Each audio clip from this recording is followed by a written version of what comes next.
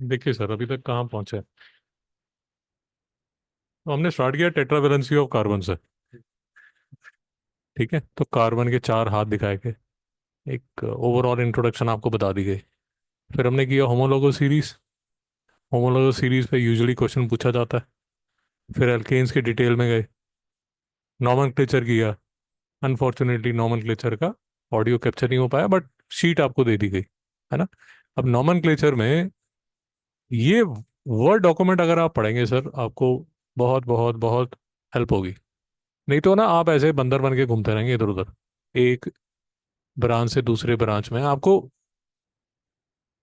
फंडे समझ नहीं आएंगे, स्पेशली अगर आप 11th 12th में फिर से लेने वाला है। और यहाँ पर एक क्वेश्चन फंसेगा, मतलब नॉमेनक्लेचर की थोड़ी आपको हेल्प लगेगी जब आपने आइसोमर्स के नाम लिखने होंगे। तो इसलिए काइंडली रिक्वेस्टेड है। अच्छा, देखिए, आईसीएसई बोर्ड में एक क्वेश्चन तो ऐसा आएगा, जो मैं अभी आपसे बात कर रहा था कि एक क्वेश्चन नॉमेनक्लेचर में ऐसा आएगा। ये ब्रांच एक आएगा, इसका नाम आपको देना पड़ेगा, है ना। दूसरा, एक एल्काइन पूछ लेंगे या अल्कोहल पूछ लेंगे, तो नॉमेनक्लेचर का सिंपल सा आता है, इतना कोई डिफिकल्ट नहीं आता। बट अगर आप नॉमेनक्लेचर को अच्छी तरह समझना चाहते हैं तो ये वाला जो डॉक्यूमेंट है इसको एक बार पढ़ लीजिए, है ना। मुझे सिर्फ आपके 2-5 मिनट चाहिए ये फंक्शनल ग्रुप्स समझाने के लिए। सिर्फ 2 मिनट चाहिए, और उसके बाद मैं उसके बाद का भी आपको रास्ता बता देता हूँ। तो देखिए, एल्केन तक हम कंप्लीट कर चुके हैं, नॉमेनक्लेचर कर चुके हैं, आइसोमेरिज्म कर चुके हैं बेसिकली हमारे सिलेबस के हिसाब से। ये देखिए, ये वाला पोर्शन हम कर चुके हैं, इंट्रोडक्शन ये सारा हमने कर लिया। आइसोमेरिज्म लास्ट टाइम हमने डिटेल में बात कर ली कि दो तरह के चेन और पोजीशन आइसोमेरिज्म होता है, ये भी हमने बात कर ली। होमोलोगस सीरीज पे काफ़ी लंबी बात चल चुकी है, अब तो नॉमेनक्लेचर में भी बहुत हम टाइम पास कर चुके हैं। अल्केन्स की प्रॉपर्टी सारी आपको कराई जा चुकी हैं, यहाँ पर आपको बताया जा चुका है। एडिशन सब्स्टिट्यूशन की डिटेल में बात हो चुकी है, और आज मैं ट्राई करूँगा कि नेक्स्ट 40 मिनट्स में ये जो बाकी का चैप्टर है ये भी खत्म हो जाए। और अब आसान है, इसके बाद कोई इतनी मगजमारी की बात नहीं है। But there is one point यार आई वॉन्टेड टू डिस्कस, जो मैं सिर्फ 2 मिनट के लिए आपके 2 मिनट आपको एक्सप्लेन करूंगा, उससे ज़्यादा इसको एक्सप्लेन करने वाली बात भी नहीं है। ठीक है, लाइन जो है वो ये है।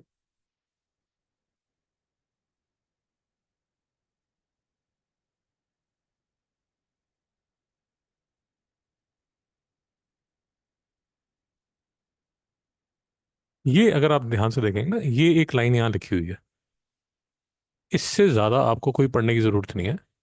Because carbon to hydrogen extremely strong and the charge on electron these covalent से स्प्रेड मोर और लेस।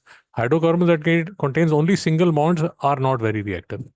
तो मतलब, कहने का मतलब, ज़्यादा इंग्लिश नहीं समझ आ रही तो सिर्फ ये देख लीजिए कि बहुत बढ़िया, बहुत बढ़िया, कि hydrocarbons that contain only single bonds of these two types are not very reactive. तो अल्केन्स जो हैं भैया वो रिएक्टिव नहीं है, मतलब लीस्ट रिएक्टिव है।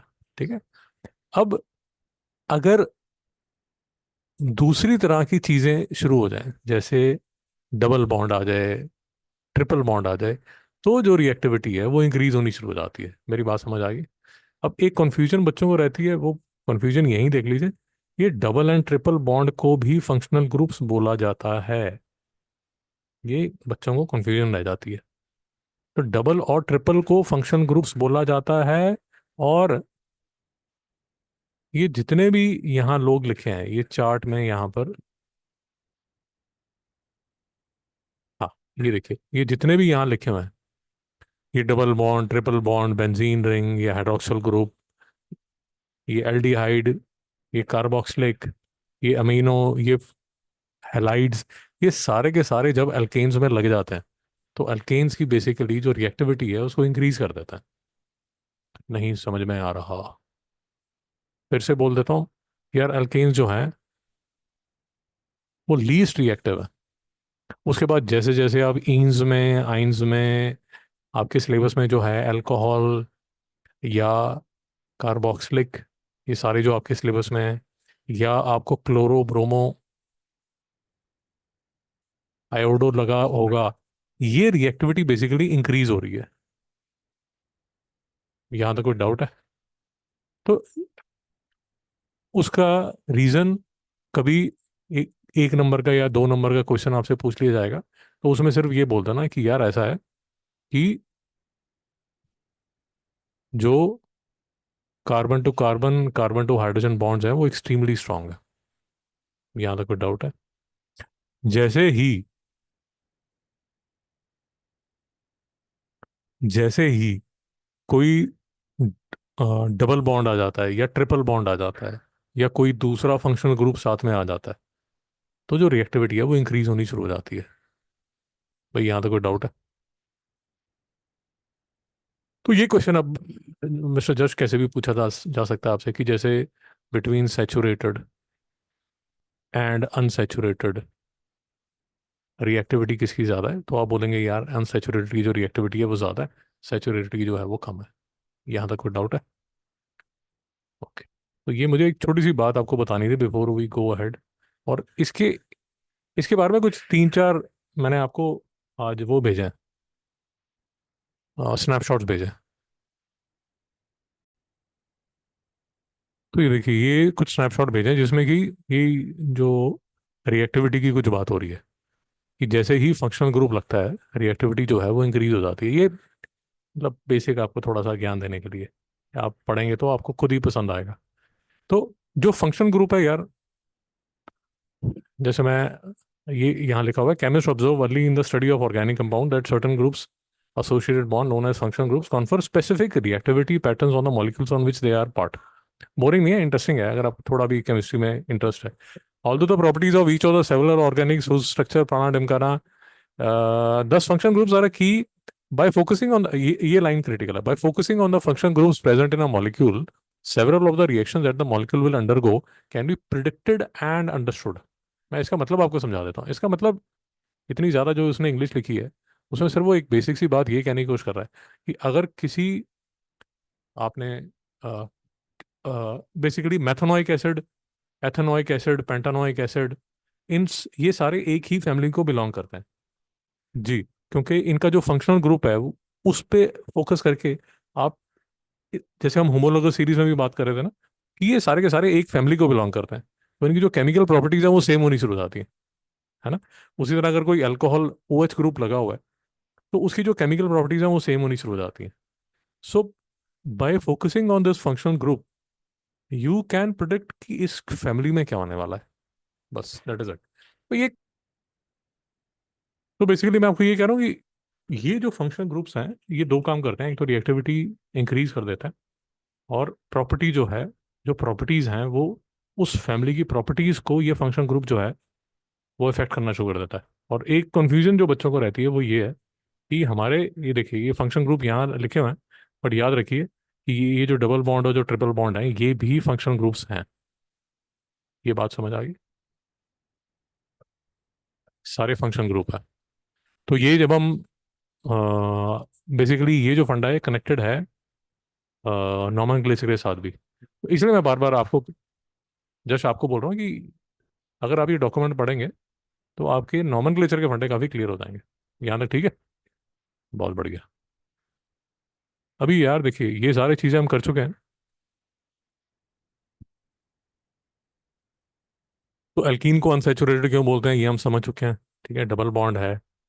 अब ये वैसे पहले भी किया हुआ है, 2 मिनट में खत्म कर लेते हैं। तो एल्कीन की प्रिपरेशन के दो मेथड्स हैं। एक तो यार डी हाइड्रो हेलोजिनेशन है। डी हाइड्रो मतलब हाइड्रोजन निकलेगा और एक साथ में हेलोजन होगा वो भी निकलेगा, उसके अंदर ही लिखा हुआ है। और डी हाइड्रोजन मतलब वाटर निकलेगा। यहाँ तक समझ आ गया? तो इससे आप जो एल्कीन की प्रिपरेशन है वो करने वाले हैं। तो सबसे पहले ये सब जो आप किसी भी बुक को देखेंगे जो इधर उधर का तामझाम है उसको छोड़ के डायरेक्ट उस रिएक्शन को देखिए। सो फॉर एग्जाम्पल यहाँ पर वो क्या कर रहा है, डिहाइड्रेशन ऑफ इथाइल अल्कोहल। अब डिहाइड्रेशन ऑफ इथाइल अल्कोहल में उसने क्या किया, अल्कोहल लिया। अल्कोहल में ये जो है कंसनट्रेटेड H2SO4, यार ये बहुत दुष्ट है। स्टडी, जी, आप जब स्टडी ऑफ कंपाउंड्स करेंगे ना सल्फ्यूरिक एसिड में, ये बहुत इंपॉर्टेंट क्वेश्चन है। एक कंसनट्रेटेड H2SO4 है जो पानी निकाल लेता है, वहां पर भी ये क्वेश्चन ऐसा बनता है कि कंसनट्रेटेड H2SO4 की बॉटल जब लैब में पड़ी होती है तो उसका लेवल इंक्रीज क्यों हो जाता है। तो ये दुष्ट क्या करता है, एटमॉस्फेयर का जितना पानी है वो सारा का सारा सारा पी जाता है। मेरे पास यहाँ सॉल्ट का बोल पड़ा हुआ है, सॉल्ट का बोल पड़ा हुआ है। वो बारिशों में एटमॉस्फेयर का सारा पानी खींच लेता है और सारा वाटरी हो जाता है। मैं आपको दिखाऊंगा। तो इसी तरह, जी, इसी तरह जो कंसनट्रेटेड H2SO4 है वो सारा का सारा पानी खींच लेता है। तो एक क्वेश्चन बनेगा वहाँ स्टडी ऑफ कंपाउंड में H2SO4 के, कंसनट्रेटेड H2SO4 में। और एक बात याद रखिए, जस्ट ये कंसनट्रेटेड H2SO4 है। डाइल्यूट H2SO4 और कंसनट्रेटेड H2SO4 की प्रॉपर्टीज डिफरेंट है। ये पानी चूस लेता है ना। और ये इतना दुष्ट है कि देखो ये अल्कोहल में से वाटर को निकाल गया, खा गया। इतना दुष्ट है। ये देखिए, ये सी, यहाँ OH लगा हुआ है। ये देखिए, ये इसको खा गया। और ये वाला जो बॉन्ड है यहाँ पर लग गया, तो ये C2H4 बन गया। अब ये रिएक्शन ऑफ अल्कोहल में भी काउंट हो सकता है। ये मैन्युफैक्चरिंग ऑफ एल्कीन में काउंट हो सकता है। ये प्रॉपर्टी ऑफ कंसनट्रेटेड H2SO4 में भी काउंट हो सकता है। तो ये छोटा सा रिएक्शन 3 जगह आप यूज कर सकते हैं। यहाँ तो कोई डाउट है? तो भाई यही जो रिएक्शन है, इसमें यार ये एक लाइन लिखी हुई है। यूजली ऐसी बातें भी कई बार पूछ ली जाती हैं कि अब वो जब H2SO4 आप डालेंगे तो ये C2H4 और H2 तो बनेगा, बट ये जो सल्फर यहाँ पर है ये कुछ ना कुछ तो अपना रंग दिखाएगी। तो यहाँ पर ये लिखा हुआ है कि भैया जो CO2 और SO2 बनेगा, उसकी इम्प्योरिटीज को कैप्चर करने के लिए आप NaOH के रूल्स को पास करते हैं। यहाँ तो कोई डाउट है? अब यार ये है इसकी लैब प्रिपरेशन। और साथ में अगर आपने इंडस्ट्रियल प्रिपरेशन करनी है तो Al2O3 के साथ किया जाता है। वो जो Al2O3 है वो वहाँ उसका वही खून चूस जाता है, उसका वाटर निकाल देता है। यहाँ तक कोई डाउट है? बार बार मैं, एक बार डिटेल में हमारी बात हो चुकी है, बट हर बार बोलता हूँ कि भैया सिलेबस को देखते रहो यार। तो ये आपने कर दिया डिहाइड्रेशन, ये डिहाइड्रेशन रिएक्शन कर लिया। एक और जस्ट आपको करना पड़ेगा कि जो, जैसे ये चैप्टर के जो भी मेन रिएक्शंस हैं, जैसे मैन्युफैक्चरिंग के हो गए, बहुत बढ़िया, और वो आपको मतलब फ्रीक्वेंटली प्रैक्टिस करने पड़ेंगे, ये तो बोल लेंगे। तो डिहाइड्रेशन आपने कर दिया, पानी निकाल दिया। अब डिहाइड्रोहाइलोजिनेशन, मतलब ये C2C, C2H5Cl आपने लिया, QOH के साथ रिएक्ट किया, तो C2H4 क्या क्या निकल गया ये देखिए। ये Cl आपने निकाल दिया, Cl आपने निकाल दिया, ये जो K वाला है वो Cl लेके भाग गया। और इसका C2H5 का एक H, ये K लेके भाग गया, सॉरी OH लेके भाग गया। तो ये KCl बन गया, ये H2O बन गया, और ये C2H4 बन गया। नहीं समझ में आया? ये है डीहाइड्रोहेलोजिनेशन। डीहाइड्रोहेलोजिनेशन का मतलब ये हुआ कि एक तो जी, जी, एक हाइड्रोजन निकाल दिया, एक हेलोजन निकाल दिया, ये रिएक्शन बन गया। यहाँ तक कोई डाउट है? बार बार सिलेबस दिखा दिखा के आपको क्वेश्चन कर रहा हूँ। ये दोनों रिएक्शन कर लिया हमने अल्कीन के। फिर ये कहता है, फिर देखिए फिर से क्या कह रहा है कि मुझे इथीन की प्रॉपर्टीज बताओ। ठीक है, फिर बोल रहा है कि मुझे एडिशन की प्रॉपर्टीज बताओ। एल्कीन्स और अल्काइंस में जब एडिशन होता है तो वो प्रॉपर्टीज मुझे बताओ। तो उस पर फोकस करते हैं। तो ये यार एक काफ़ी फेमस रिएक्शन है कि इथीन को लिया, इथीन में आप हाइड्रोजन ऐड कर रहे हैं। एक काफ़ी फेमस है रिएक्शन। निकल और इतने टेम्परेचर पे आप इथेन बना रहे हैं। फेमस रिएक्शन है, 11th में काफ़ी फेमस है। फिर आप क्या कर रहे हैं, इथीन ले रहे हैं और उसमें हेलोजन डाल रहे हैं। ये देखिए, ये यहाँ लटक गया, ये यहाँ लटक गया। अब जो हम, मैं बार बार आपसे नॉमेनक्लेचर की बात कर रहा था, वो ये कह रहा था कि यहाँ पर इसका नाम लिखना भाई, अगर आपकी नॉमेनक्लेचर ठीक नहीं है तो रिएक्शन में कैसे, नाम कैसे लिखोगे? भैया थर वहाँ सोफे पे लेट जाना आराम से, सोना है तो आराम से सो जा, परेशान क्या हो रहा है? सोफे पे लेट जा, आराम से सो जा। कोई डाउट यहाँ तक मिस्टर जश? ये इथीन है, इसमें ब्रोमीन डाला। 1,2-डाइब्रोमो इथेन, फिर से IUPAC। यहाँ तक कोई डाउट है? अब यार यहाँ एक और एंगल आता है। Bromine water, bromine solution in CCl4 orange color when added dropwise to ethene.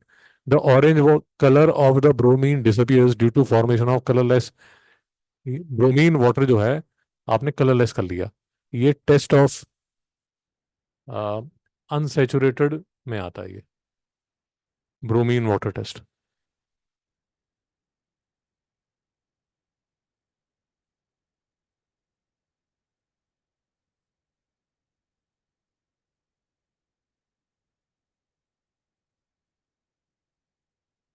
अब देखिए, कुछ चीज़ें ऐसी हैं जो आप रिएक्शन में ले सकते हैं या फॉर्मेशन में ले सकते हैं। जैसे जैसे ये सिमिलर रिएक्शन हम यूज़ करेंगे, इसके सिमिलर हम रिएक्शन करेंगे in the formation of alcohol में। बिल्कुल सिमिलर होगा। हम एल्कीन लेंगे और उसमें ज़बरदस्ती हम ऑक्सीजन ऐड करके अल्कोहल बनाने की कोशिश करेंगे, आगे करेंगे। ठीक है। और ये तो हिट रिएक्शन है ही है यार। अच्छा, ये जो रिएक्शन है मिस्टर जश, इसमें याद रखिए, ये जो रिएक्शन है कंबस्शन ऑफ हाइड्रोकार्बन, इसमें हमेशा CO2 और वाटर आता है। ये रिएक्शन यहाँ पर इसलिए इंपॉर्टेंट है बिकॉज स्टोकोमेट्री में वो आपको बोल देंगे कि यार हमने इथीन को जलाया ऑक्सीजन में। और बहुत बढ़िया। अब फिर वो आपको रिएक्शन नहीं देंगे बिकॉज वो ये आपसे एक्सपेक्ट कर रहे हैं कि भैया ये जो रिएक्शन है वो आपको याद होना चाहिए बिकॉज आपने ऑर्गेनिक में किया हुआ है। तो स्टोकोमेट्री का जो क्वेश्चन वो पूछेंगे आपसे, ग्राम और मोल्स का, उसमें हो सकता है ये रिएक्शन आपको ना दें। यूजुअली देते हैं, बट ना दें बिकॉज एनीवेज आपने ऑर्गेनिक में तो किया है ना, तो आपसे एक्सपेक्टेड है। यहाँ तक ठीक है।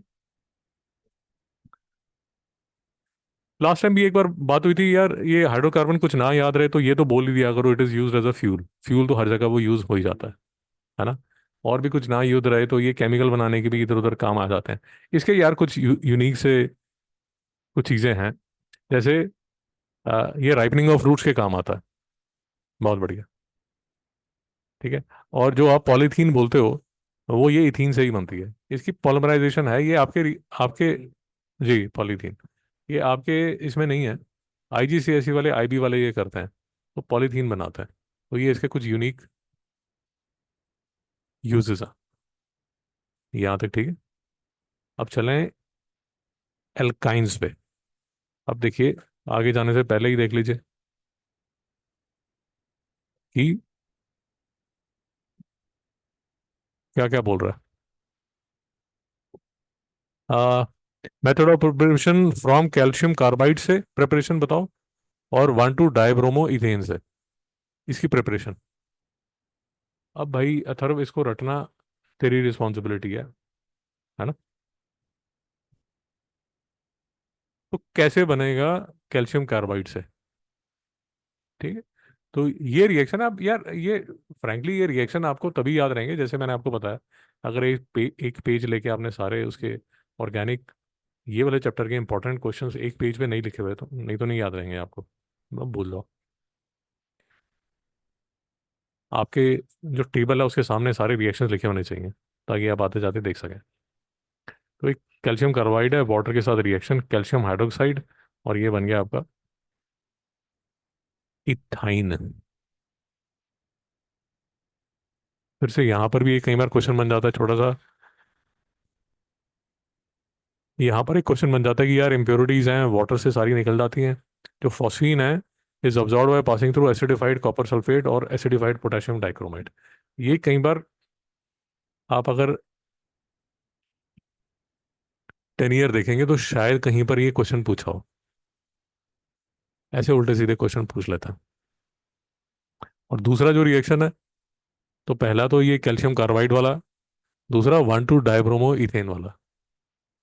तो उसमें one two dibromoethane is boiled with alcoholic potassium hydroxide, 200 degree पे बॉयल करेगा और इथाइन बन जाएगा।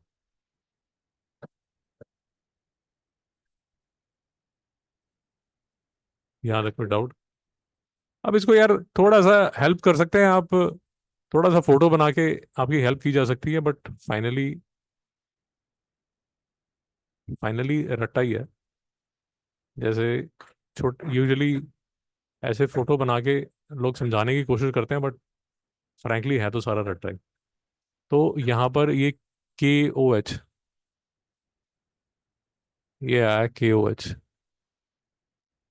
2 KBR निकले, ये देखिए, ये KBR निकला, ये KBR निकला, वाटर निकला, ये वाटर यहाँ से निकला। अब एक वैलेंसी ये खाली होगी, एक वैलेंसी ये खाली होगी, ये लग गई यहाँ पर, तो ये बन गया इथाइन। 2 KBR निकले, 2 वाटर निकले। कई बार यूजुअली टीचर्स ऐसे करके बता देते हैं, बट फाइनली रट्टा ही है यार।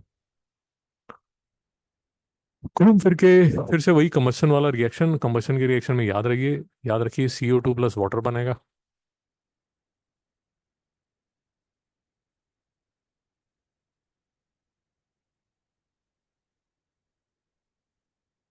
एक ह्यूज का रिएक्शन होगा, फिर वो आपको addition product with hydrogen and halogen namely Cl2। ये एल्कीन्स और अल्काइंस में ये रिएक्शन, जो एडिशन वाले रिएक्शन है, वो आपको याद करने पड़ेंगे। और उसमें जो याद करने वाली जो इंपॉर्टेंट चीज़ है वो इनके नाम, इनके नाम। अब ये फालतू की चीज़ें करने की जरूरत नहीं है। ये रिएक्शन विद ओजोन और HCl और वो सब जब लिखा ही नहीं है, तो आप क्यों उछल उछल के करना चाहते हैं। यूज़ फिर से आपको बता दिया, इसका एक अच्छा यूज़ है कि हाई टेम्परेचर वेल्डिंग के ये काम आता है। ऑर्गेनिक अमाउंट में कुछ यूज़ ना याद रहे तो लिख दीजिए कि जी दूसरे केमिकल्स को बनाने के काम आता है। यहाँ तक कोई डाउट? अब आ जाइए अल्कोहल पे।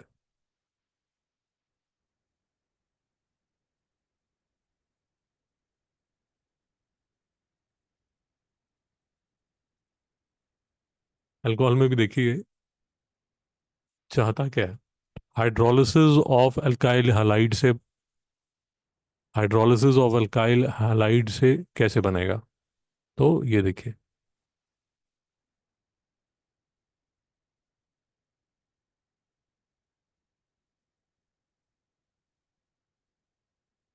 ये लिखा हुआ है हाइड्रोलिसिस ऑफ अल्काइल हैलाइड। तो ये है आपका अल्काइल हैलाइड,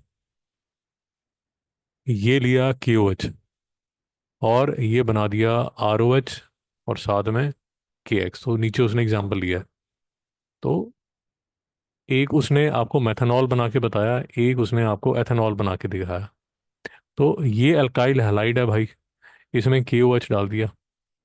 फिर से अगर फोटो बना के देखना चाहते हैं, इफ़ इट हेल्प्स, तो बना लीजिए। ये देखिए, ये KBR इकट्ठा होगा, और ये वाला जो OH है, ये इसके साथ लग जाएगा। ये बन गया आपका मेथनॉल, और इसी तरह बनेगा आपका एथेनॉल। यहाँ तक कोई डाउट? हाइड्रेशन ऑफ इथीन लिखा हुआ है, बट जब बात ही नहीं हो रही, तो हाइड्रोलिसिस ऑफ अल्काइल हैलाइड पे वैसे ही इतना लंबा चैप्टर है, क्यों इधर उधर परेशान हो रहे हैं।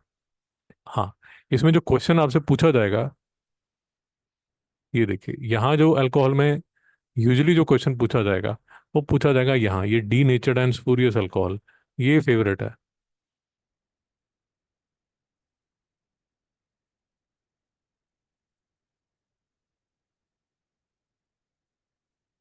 दूसरा जो फेवरेट है वो ये है, ester formation with acetic acid. ये दोनों तरफ ही कवर हो जाता है, ये अल्कोहल में भी कवर हो जाता है, एसिड में भी कवर हो जाता है। तीसरा ऑफ कोर्स ये वाला, dehydration with concentrated sulphuric acid to prepare ethene, ये अभी हम करके आए हैं। तो यहाँ पर ज्यादा फोकस कीजिए, ये वाला जो है, ये ये एक क्वेश्चन, ये दूसरा क्वेश्चन, ये तीसरा क्वेश्चन, इस पे फोकस कीजिए। यहाँ तक ठीक है? अब देख लीजिए कैसे नजर आता है।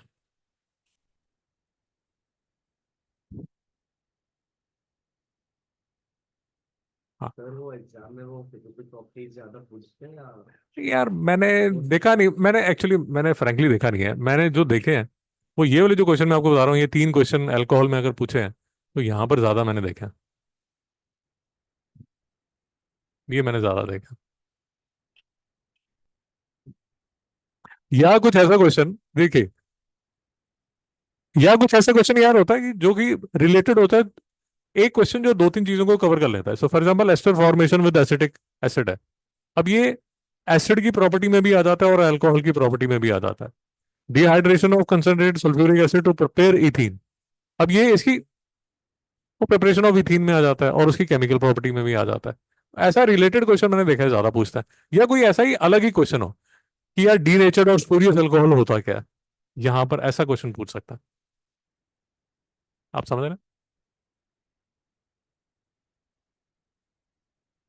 तो ऐसा एक यूनिक क्वेश्चन। तो ये देखिए, अब यहाँ जो क्वेश्चन पूछा जाता है और जो इनका इनको अच्छा लगता है वो समझ लीजिए। भाई पीने के लिए जो आप यूज करते हैं वो यूज करते हैं इथाइल अल्कोहल। ये याद रखिए कि आप पीने के लिए क्या यूज करते हैं, एथेनॉल। मिस्टर जस्ट को डाउट? पीने के लिए आप क्या यूज करते हैं, एथेनॉल। तो कहने का मतलब जो पॉइजनस है वो क्या है, मेथेनॉल। ये समझ आ गया? ये याद रखिए, एथेनॉल आपको चाहिए, मेथेनॉल नहीं चाहिए। अब यहां देख लीजिए यार, इथाइल अल्कोहल जो है वो पीने के काम आता है। अब ये देखिए, मिथाइलेटेड स्पिरिट और denatured alcohol is ethyl alcohol with 5% methyl alcohol, a coloured dye and some pyridine, it is use for industrial application. अब यार होता ये है कि जो अल्कोहल है it's a very good solvent. तो इंडस्ट्रीज में solvent as a solvent use किया जाता है। अब अगर आप लेबर को दे दो एथेनॉल कि यार मजा करो, वो तो साले शराब पी के फैक्ट्री में ऐसे ही पड़े रहेंगे। तो इसलिए उसके अंदर क्या डाल दी जाती है, 5% मिथाइल अल्कोहल, मतलब कलर्ड सब्सटेंस उसमें डाल दिया जाता है।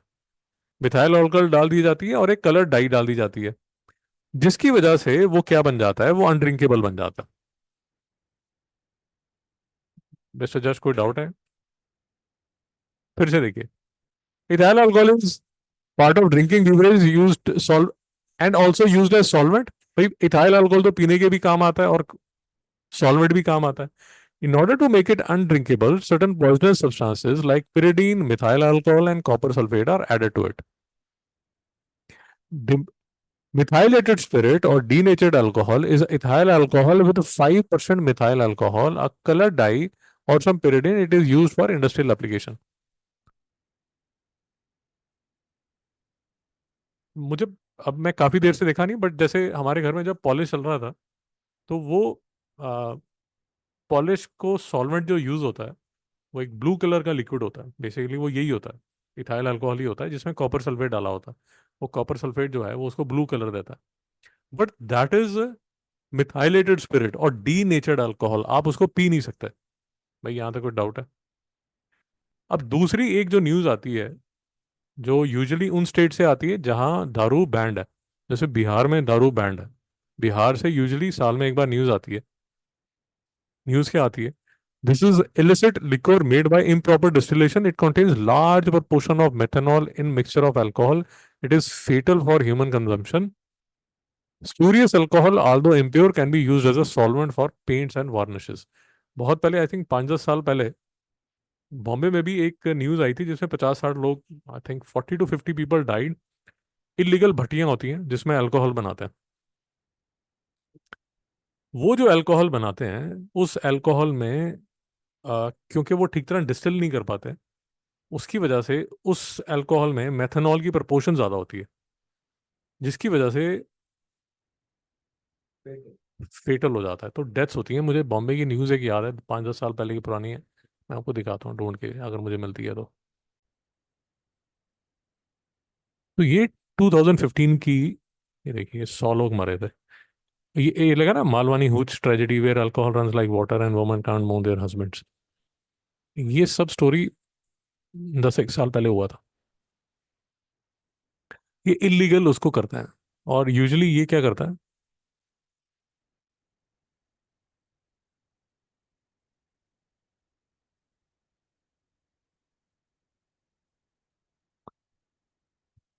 यूजुअली ये सब चीप जो है, यहाँ पुलिस और सरकार का आशीर्वाद जब तक है हमें सकते हैं, ये यूजुअली बिहार में ये न्यूज़ बहुत आती है, क्योंकि बिहार में अल्कोहल बैंड है, तो ये लोग इलीगल उसको बनाते हैं, इलीगल अल्कोहल बनता है। तो उसमें प्रॉब्लम क्या हो जाती है, ये देखिए, ये जो प्रॉब्लम है वो यहाँ लिखी है। इट कंटेन, उसकी जो डिस्टिलेशन है उसमें प्रॉब्लम है। It contains large proportion of methanol in mixture of alcohol, it is fatal for human consumption. तो एथेनॉल तो चलेगा, बट वो जो मेथेनॉल है वो गड़बड़ है। भाई यहाँ तक डाउट है? तो आप जो मेरे से पूछ रहे थे, यहाँ पर क्वेश्चन पूछा जाता है। बोलो भाई। लीगल नहीं भाई, फैक्ट्री में नहीं बनाया हुआ, लोग खुद ही बनाना शुरू कर देते हैं। देसी दारू, उसको बोलते हैं इलिसिट। जैसे आप वाइन शॉप में जाके लेते हैं ना, तो वो तो लीगल है। अब कोई वैसे ही बना रहा है तो वो गड़बड़ है।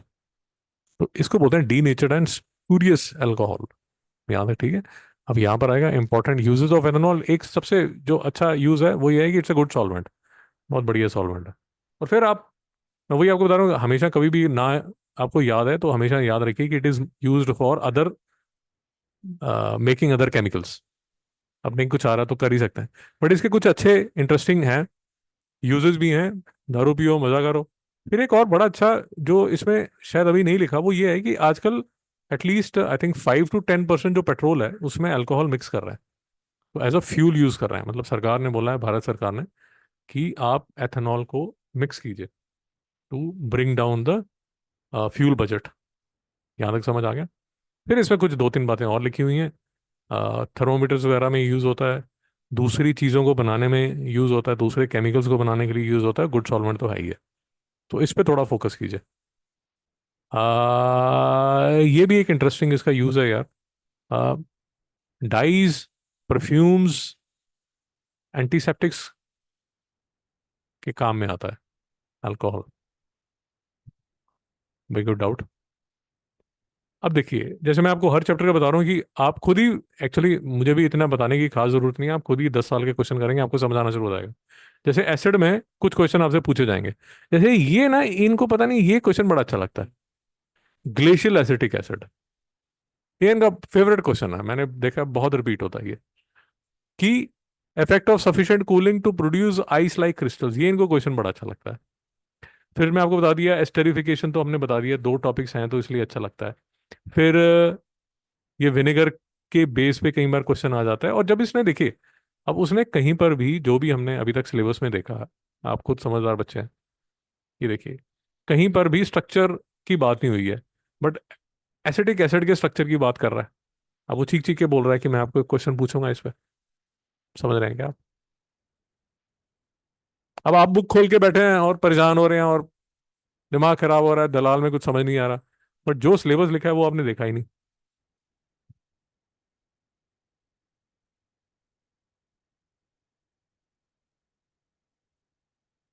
तो सबसे पहले तो जब वो बात ही इसकी कर रहा है तो ये देख लीजिए भाई, ये है structure of acetic acid.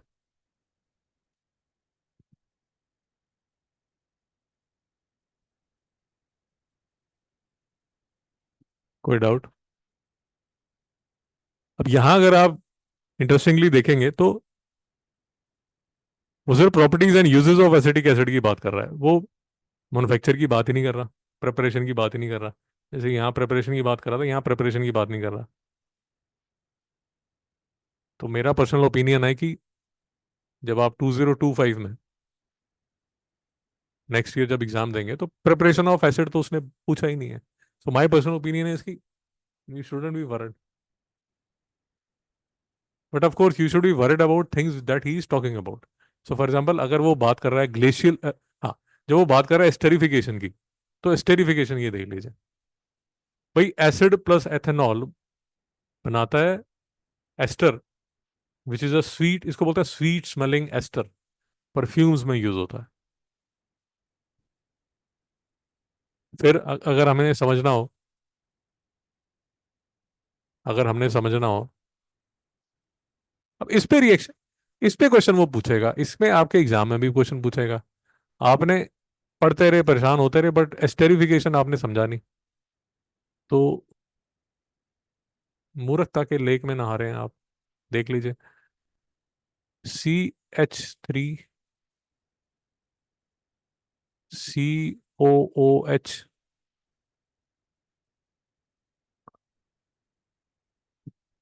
COOH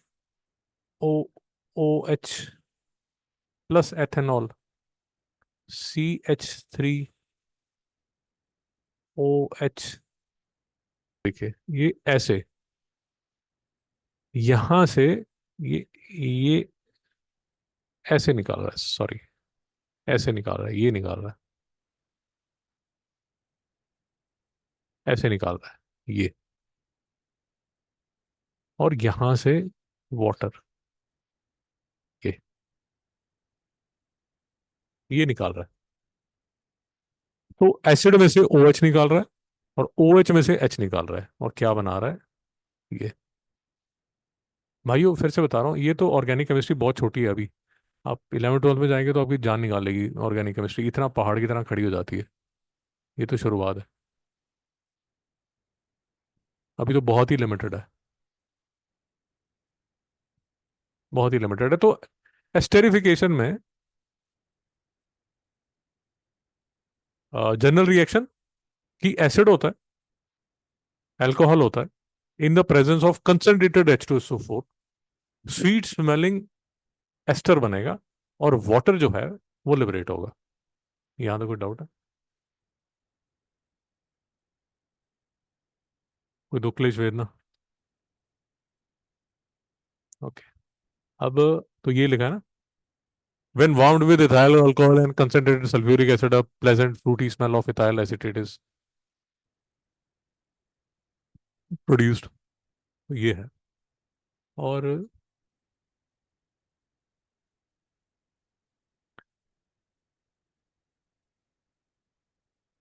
और ये आपका जो विनेगर है वो आपका एसिटिक एसिड है। जी यहाँ मैं, हाँ इसको देख रहा था। The anhydrous acid on cooling forms crystalline mass resembling ice, melting point 17 degree. For this reason it is called glacial acetic acid. Glacial acetic acid इनको बहुत पसंद है। Anhydrous acid on cooling forms crystalline mass resembling ice।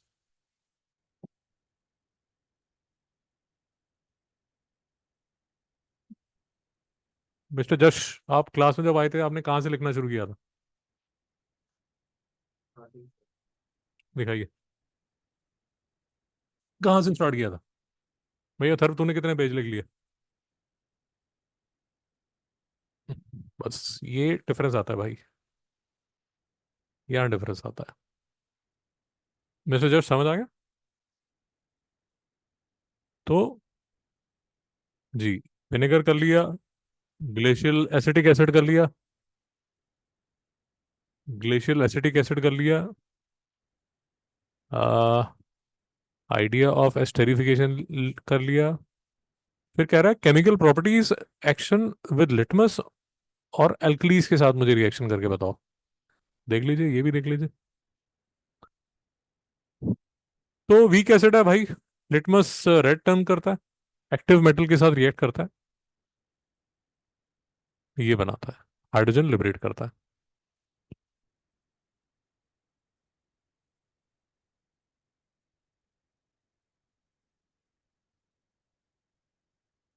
Mister जश कोई doubt?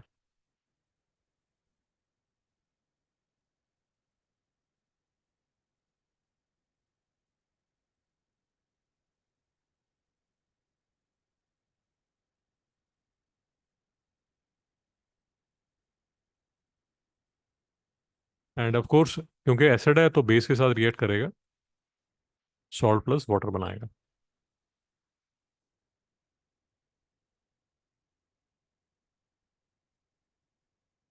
जब carbonates के साथ react करेगा तो CO2 लिबरेट करेगा, क्योंकि एसिड है ना, डाइल्यूट एसिड है, तो उसकी प्रॉपर्टीज शो कर रहा है।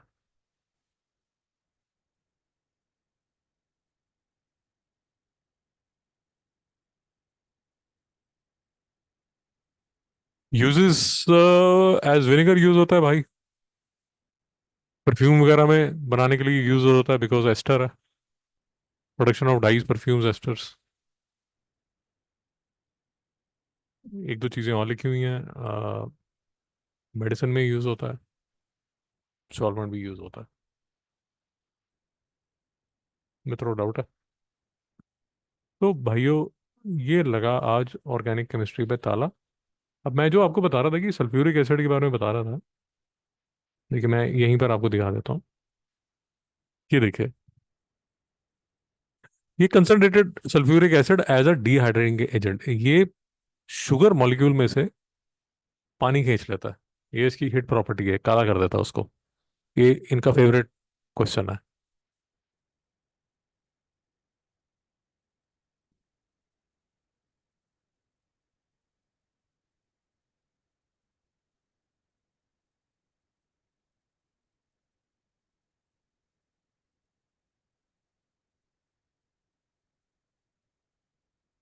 समझ आ गया सर। अब देखिए मेरी आपसे, हाँ जी,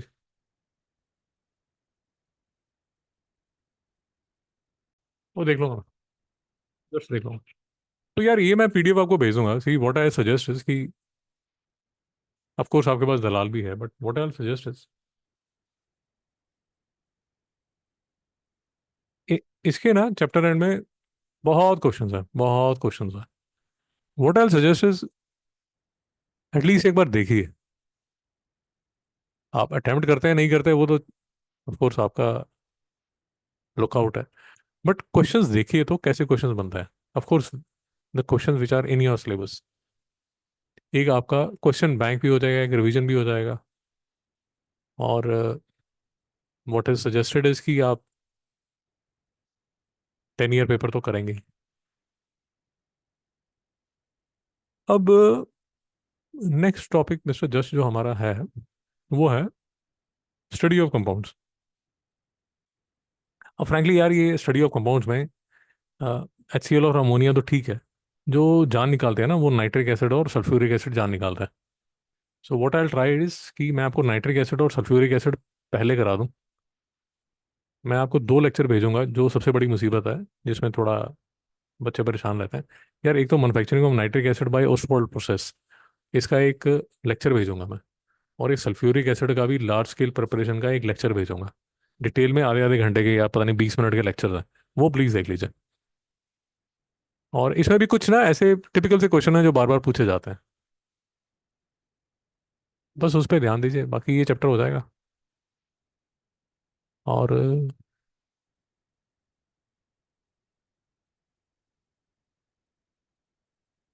बस आपका तो फिर जस्ट सिलेबस हो ही गया।